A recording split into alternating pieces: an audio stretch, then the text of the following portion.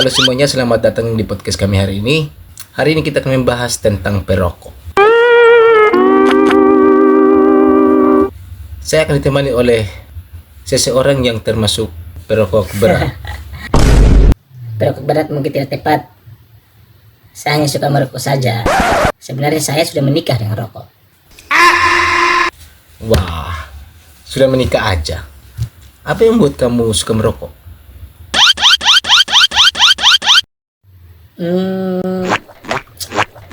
Mungkin karena rasa dan aroma yang nikmat. Selain itu, merokok juga membuat saya rileks. Apalagi setelah mendengar istri marah-marah. Iya, tapi rokok juga memiliki dampak negatif yang besar bagi kesehatan kan? Seperti penyakit jantung dan kanker paru-paru. Kamu tidak ingin menjadi pasien langganan rumah sakit kan? Iya, itu benar.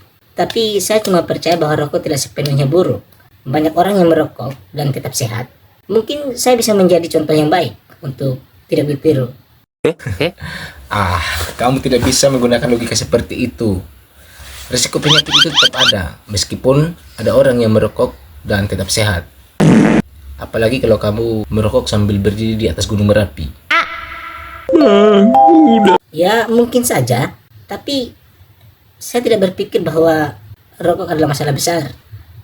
Banyak orang yang merokok dan hidup normal. Dan kalau saya mati, itu karena rokok, bukan karena kebahagiaan hidup.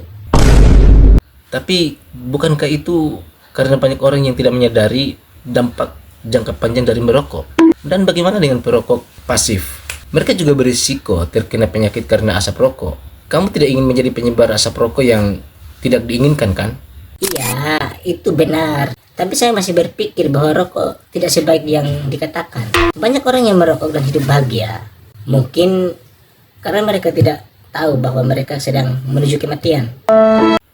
Wah, kamu sangat pintar dalam membela rokok. Tapi saya masih berpikir bahwa rokok adalah kebiasaan yang buruk. Apa kamu pernah berpikir untuk berhenti merokok? Ya, sudah beberapa kali. Tapi saya tidak merasa rokok sudah menjadi bagian dari hidup saya. Mungkin saya bisa berhenti kalau kamu membayar tagihan rokok saya.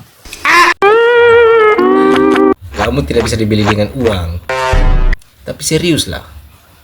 Apa kamu tidak khawatir tentang kesehatanmu? Ya, sedikit khawatir. Tapi saya percaya bahwa saya masih bisa mengontrol diri saya. Saya tidak akan merokok sampai mati. Mungkin hanya sampai koma. Sangat lucu. Sangat lucu. Baiklah, mari kita lanjutkan dengan diskusi. Apa kamu punya tips untuk berhenti merokok? Mungkin saya bisa memberikan tips untuk tidak berhenti merokok. Seperti jangan makan es krim sebelum merokok, karena itu akan membuat kamu ingin merokok lebih banyak.